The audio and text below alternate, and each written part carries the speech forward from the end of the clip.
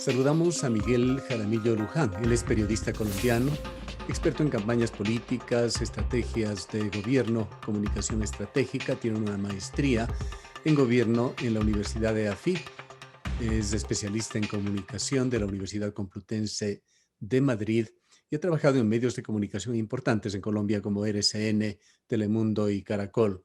Un privilegio, Miguel, estar contigo.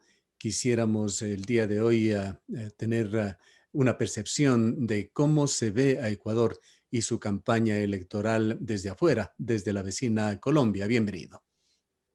Gustavo, un placer, un saludo muy especial para ti, para todos los televidentes, cibernautas, todas las personas que están en contacto con este contenido. Las elecciones en Ecuador avanzan, ya pasó la primera vuelta, viene ahora el balotaje, son tiempos interesantes, tiempos donde los días no son de 24 horas, sino que creo que son como de 72 horas por la intensidad de lo que se está viviendo. Bien, si bien la segunda vuelta no está absolutamente definida, pues hay un recurso puesto ante el Tribunal Contencioso Electoral que podría tomar cualquier curso.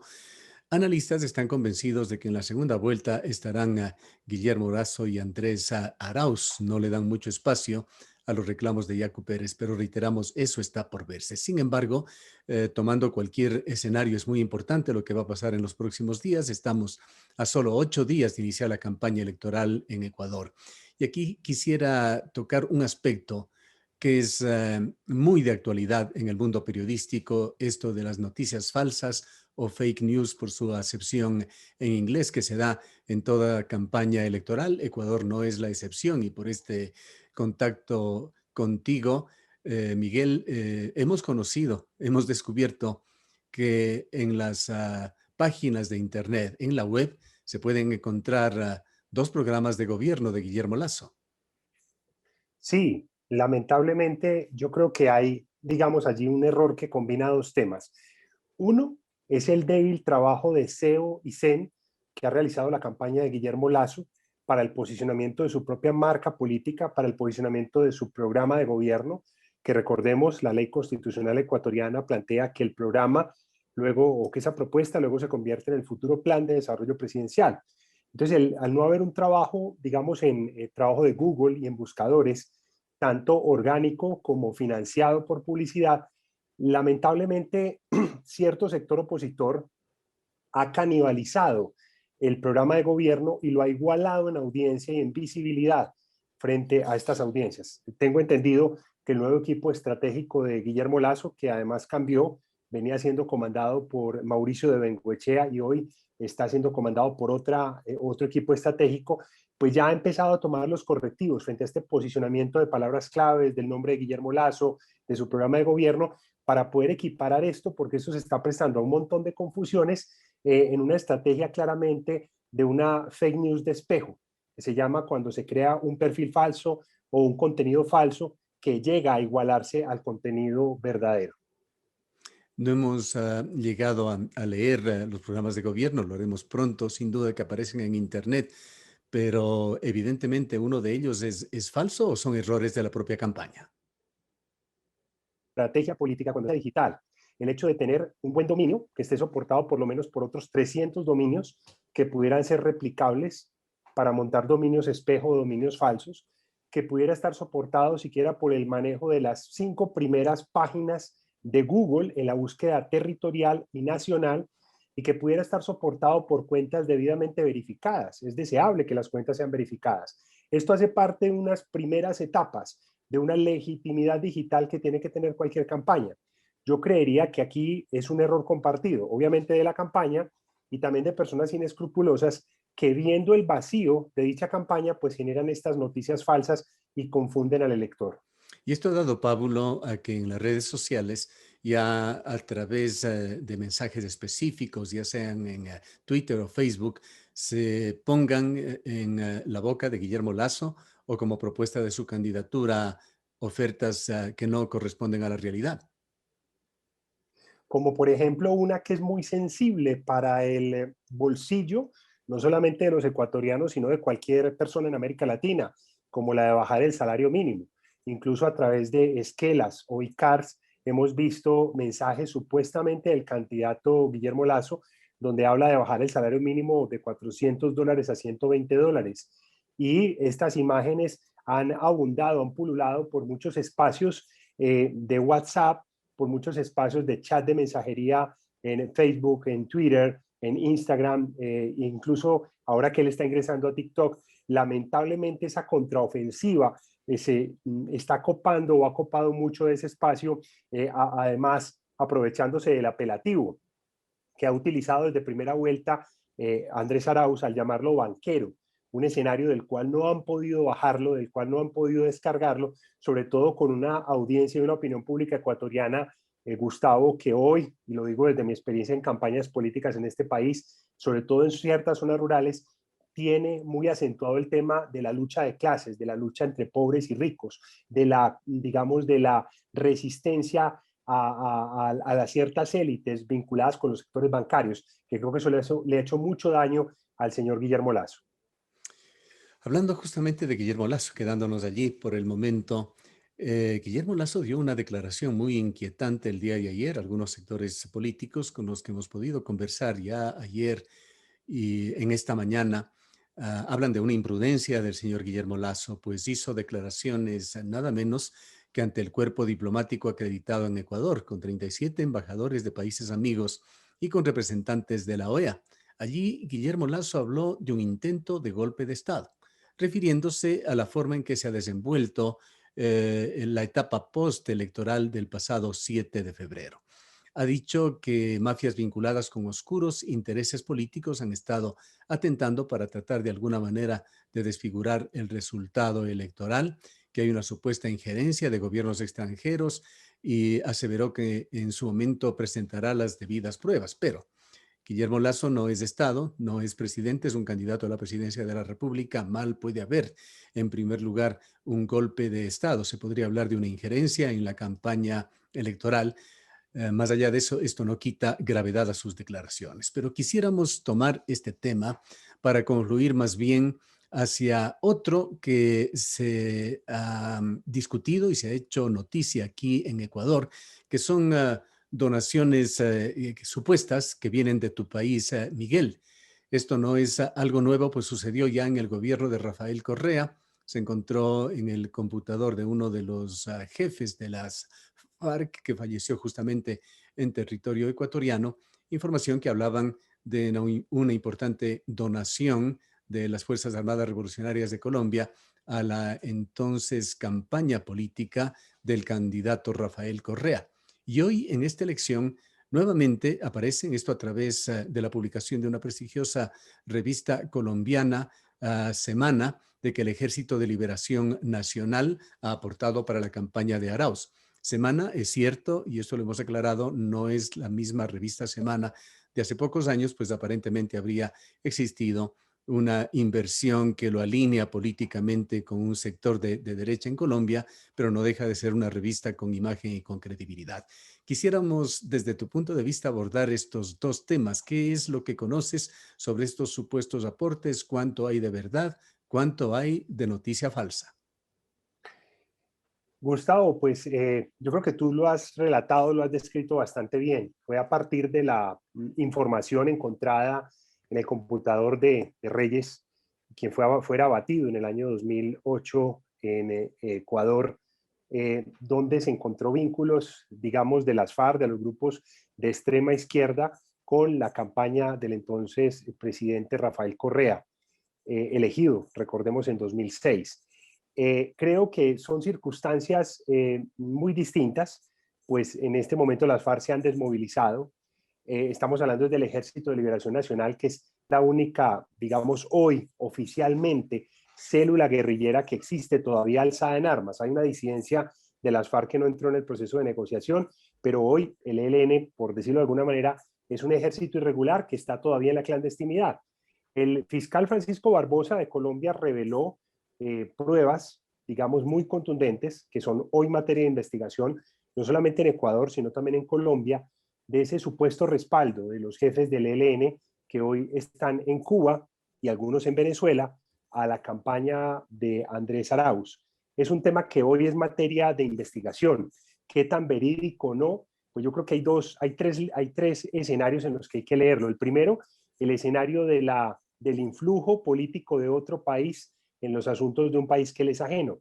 El viaje del fiscal intempestivamente, sobre el final de la primera vuelta, etcétera, la notoriedad mediática y digital que se le dio al tema, marca una primera línea. Una segunda línea son las investigaciones que pueda realizar tanto el órgano investigador colombiano como el órgano investigador ecuatoriano en relación a, digamos, la legalidad de los recursos que pudieron haber entrado en campaña. Porque usted sabe, pues digamos que esto es de conocimiento público, hay recursos que los candidatos reportan en este caso al organismo electoral ecuatoriano, el CNE, y hay otros recursos que no se reportan y que hacen parte de una u otra manera de respaldos en especie o dineros que siempre entran a las campañas. Es lamentable reconocerlo, pero esto es real y muchos organismos lo han puesto en conocimiento.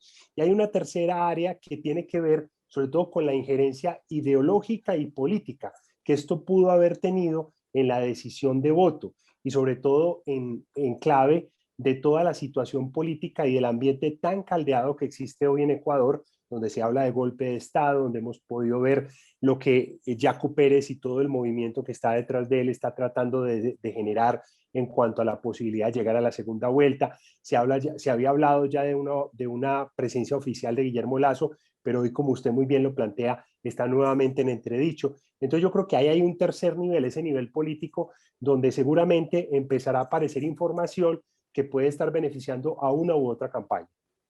En lo que es el Ejército de Liberación Nacional, hubo un encuentro bastante importante, solemne, entre el fiscal colombiano y la fiscal de Ecuador. ¿Cómo se ha comentado este tema en Colombia?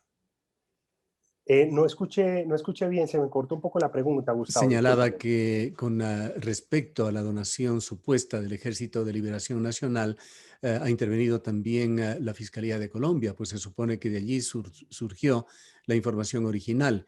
Y hubo un encuentro muy importante, solemne, entre el fiscal de Colombia y la fiscal de Ecuador.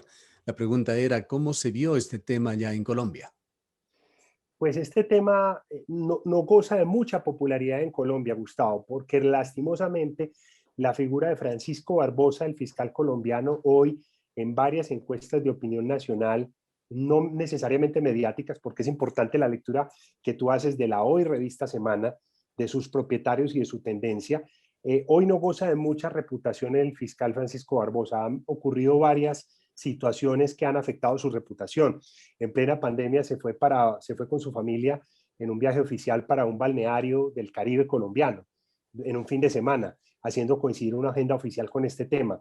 Fuera de eso ha habido varias decisiones un tanto desafortunadas contra gobiernos legítimos en el país donde se han armado shows de detenciones, de capturas y demás.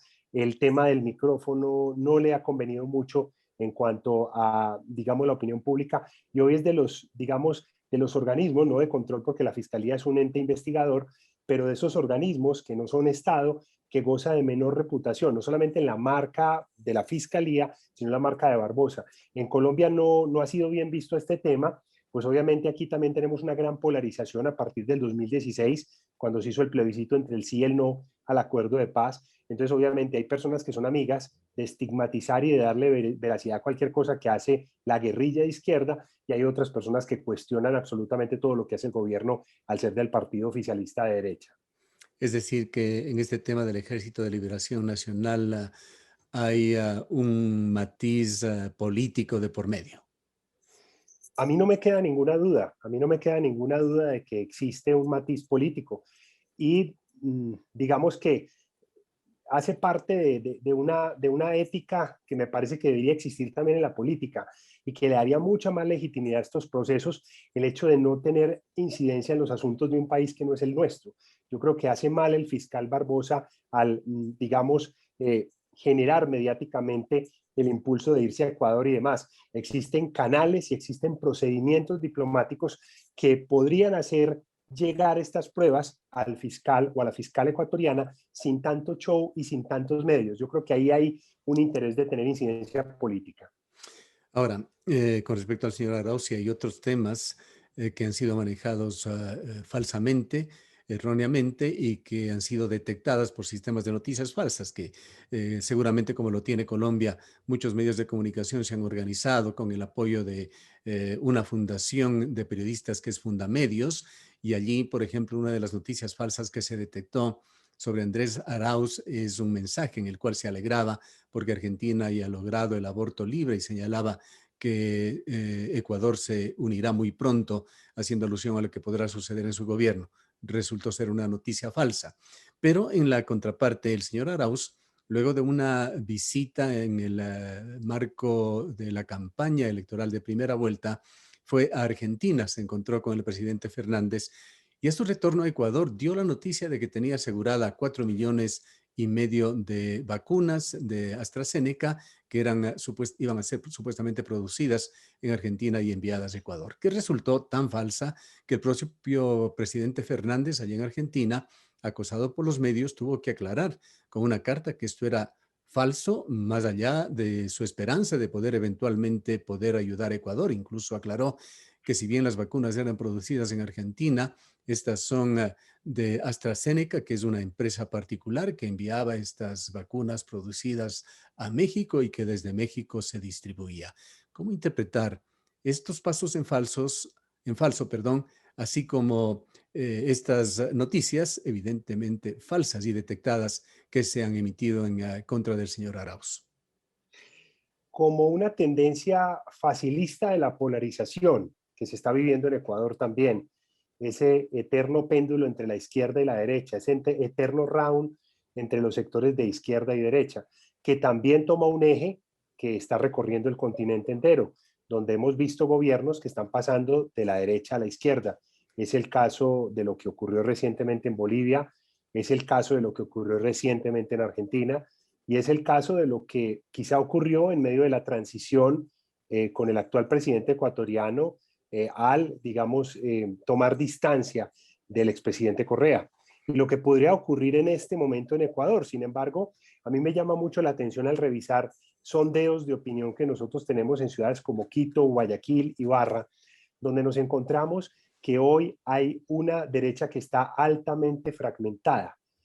Creo que hoy la izquierda en Ecuador está mucho más unida, está mucho más cimentada, en cambio hay una derecha que está mucho más fragmentada. Y de otro lado, yo creo que el habitante ecuatoriano, por lo que logro percibir en estos ejercicios de opinión pública que hemos realizado desde nuestra compañía, tiene una mayor tendencia a buscar un liderazgo que sea un liderazgo cooperativo, que sea un liderazgo que construya en medio de la tragedia. Creo que esto ha sido o es un fenómeno de opinión pública que recorre el continente, que me llena de mucha esperanza, y es tomar más distancia de los populismos, tomar más distancia de la notoriedad del gobernante y buscar más gobiernos que generen cooperación entre el sector científico, el sector empresarial, la ciudadanía y demás. Entonces, yo noto esos dos fenómenos en los estudios de opinión que he realizado sobre el país y me llaman profundamente la atención frente a esa eterna dicotomía entre la izquierda y la derecha, que es el caldo de cultivo para empezar a hablar de esta agenda.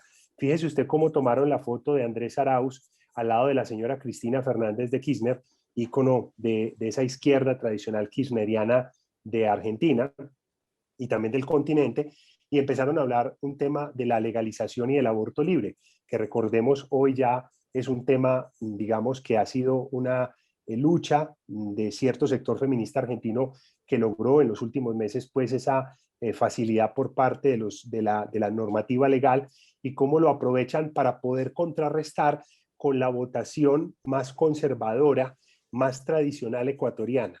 Eso hace parte del relato que está ahí debajo de esta intentona.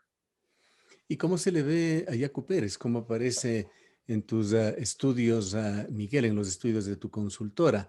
Yacu Pérez se ha presentado como una alternativa a la política tradicional ecuatoriana, como un candidato libre de los vicios, entre ellos la flagrante corrupción que ha afectado a Ecuador durante toda su vida democrática, particularmente en los últimos años.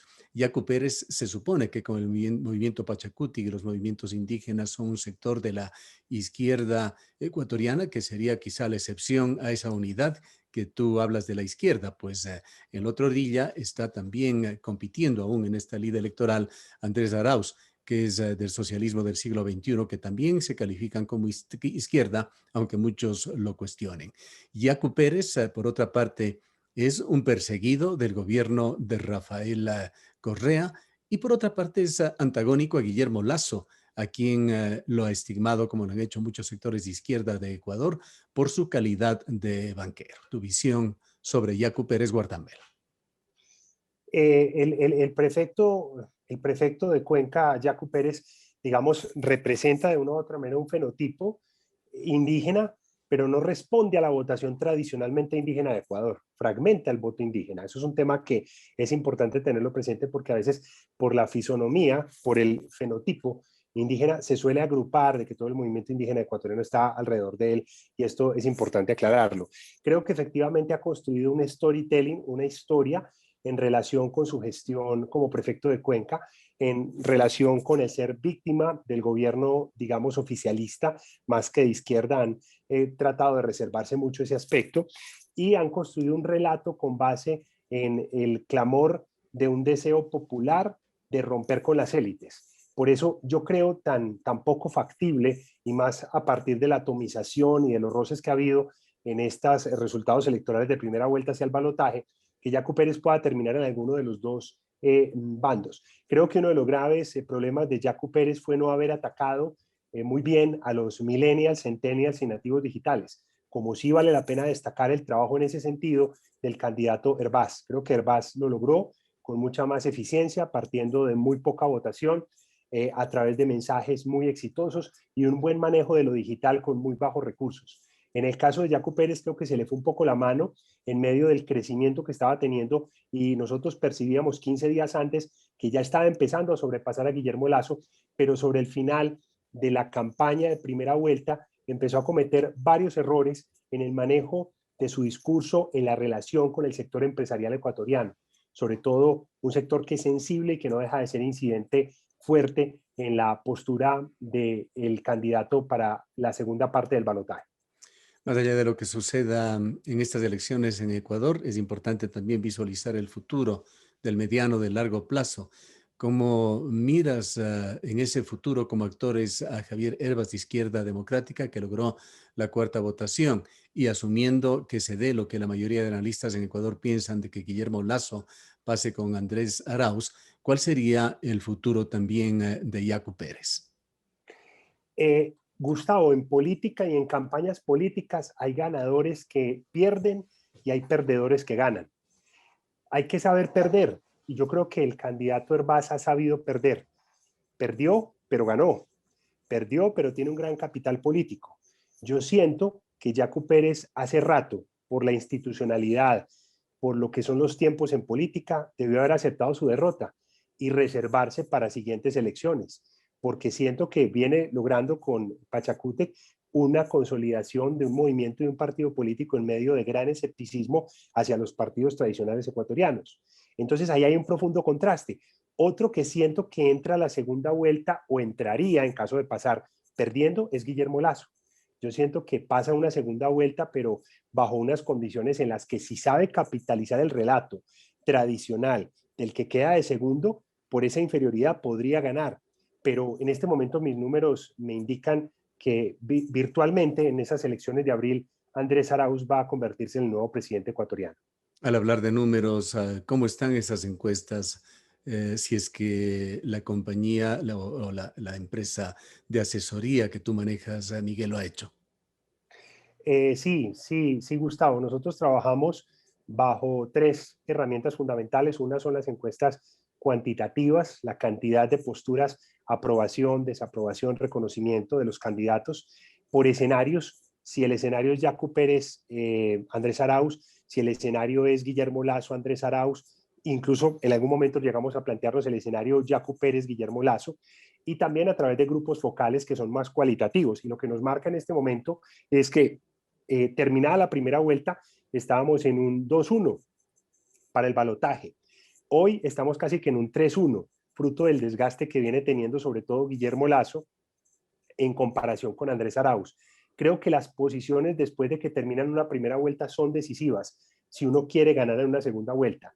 y la mejor posición la tiene el que entra de segundo. Sin embargo, en este caso, la indefinición, ciertos manejos de relatos, cierta inconformidad, cierta condición de mala derrota entre los dos, los ha deteriorado y ha hecho que el candidato Arauz tome más distancia según lo que hemos podido ver en las encuestas. 3-1 serían las comparaciones relativas potencialmente que se reflejarán en las urnas del 11 de abril, si las elecciones Pero, fueran hoy. pero falta mucho, Ujú. Gustavo. Usted, cada día de estos parece de 72 horas. Pasan cosas desde las 2 de la mañana hasta la 1 de la mañana. O sea, son días supremamente intensos. Generalmente uno hace siempre la analogía. En Colombia, por ejemplo, o en algunos países de América Latina, entre primera y segunda vuelta generalmente hay 15 días. Ustedes tienen 43 días entre ambas vueltas. Entonces, digamos que en medio de un plan de vacunación que está empezando a expandirse, en medio de una pandemia con una situación tan irregular de ensayo-error por parte de los gobiernos y en medio de una disputa por ese segundo lugar con relatos tan altisonantes y lo que pudiera pasar además con la participación del expresidente Correa, pues digamos esto hace ver que hoy no está tan definido el asunto. Las encuestas son una fotografía del día. Yo le hablo de la fotografía del día, pero de aquí a abril todavía falta un trecho largo. Bueno, son en realidad 32 días ya para el cambio de mando en Ecuador, lo que da menos de un mes para la elección. Y si es que la campaña se da, arranca efectivamente el 16 de marzo, habrá solamente 3 semanas aproximadamente de campaña, que podrían, por otra parte, verse acortadas mientras se dilucida la decisión del Tribunal Contencioso Electoral sobre el reclamo de Yacu Pérez. La pregunta que nos surge es, en una campaña corta de 3 semanas, que podría ser aún más corta, ¿qué posibilidades tendría Lazo de cambiar estas posiciones relativas sobre las cuales tú nos has comentado? Yo creo que debe haber tres retos por parte de la campaña de Guillermo Lazo de querer, digamos, lograr el triunfo en las elecciones. Partimos de un hecho y es que el que arranca segundo psicológicamente tiene una gran fortaleza para cierto sector de clase media baja, sobre todo con la visión deportiva o la visión de competición que existe y sobre esa circunstancia que algunos expertos mexicanos llaman el síndrome del Chapulín Colorado, entrar de segundo, entrar arrastrado, entrar sobre el esfuerzo, el rival más débil. Eso yo le sumaría un potenciamiento del trabajo digital. Yo creo que en el trabajo digital Guillermo Lazo le sigue debiendo demasiado al Ecuador. Se han intentado, se vienen haciendo intentos por insertarlo dentro de TikTok. Hay opiniones divididas al respecto, pero más allá de que usted o yo o alguna persona adulta pueda entrar a hablar sobre eso, habría que preguntar qué tanto se está movilizando a las personas entre 16, 18, que es voto facultativo en Ecuador, 18 en adelante y 30, a partir de estos intentos de comunicación digital hacia el voto, no solamente por lograr muchos likes y muchos seguidores, que eso no sirve para nada en política. Un segundo aspecto es poderse quitar el remoquete y toda esa imagen de banquero, de persona de élite, de persona de clase alta, sobre todo en las zonas periféricas del Ecuador. Creo yo que en ciertas zonas de la sierra hay esa percepción donde hay que entrar a contrarrestar.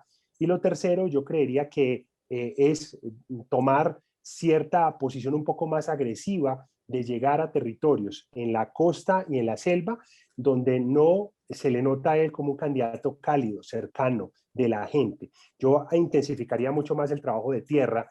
Sabemos que hay unas condiciones de bioseguridad que impiden el contacto directo, pero yo siento que en eso hizo falta un trabajo un poco más agresivo, un poco que copara muchas más regiones de Ecuador por parte de la campaña de Lazo. Asumamos finalmente, Miguel, de que la situación actual vaya a perdurar, a lo mejor acortándose algo las diferencias, pero que finalmente el ganador vaya a ser el señor Arauz, con la visión o los reflejos que se tiene de otros países con políticos afines. Hablemos de la Argentina, hablemos de Bolivia. ¿Qué papel podría tener en el gobierno del señor Arauz el expresidente Rafael Correa? Gustavo, a mí no me queda ninguna duda de que existe un vínculo fuerte, obviamente, entre Andrés Arauz y Rafael Correa. Hoy, Rafael Correa, digamos, tiene una limitación judicial para poder llegar a Ecuador. Creo yo que en un virtual gobierno de Andrés Arauz En muy corto tiempo, Rafael Correa estaría regresando a Ecuador, no me queda ninguna duda, más que desde lo que yo pueda sentir, desde lo que uno percibe en las calles de Quito, de Guayaquil o de cualquier ciudad ecuatoriana frente a la opinión pública y frente a las ramas del poder político. La elección de la Asamblea Nacional también refleja unos espacios de poder que son importantes para el mismo Arauz y para el partido que entraría a gobernar Ecuador, en ese caso hipotético que usted plantea.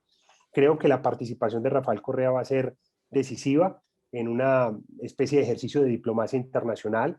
Obviamente sabemos que hay un bloque de izquierda en América Latina con una agenda propia, con un trabajo propio, con unos, digamos, propósitos que contrarresta la agenda derecha.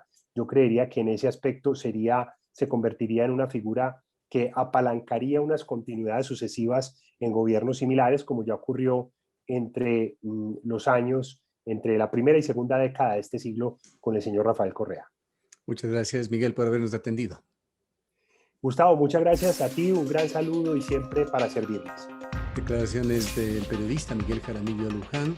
Él es también consultor, experto en campañas políticas, estrategias de gobierno y trabajó para importantes medios como RCN, Telemundo y Caracol.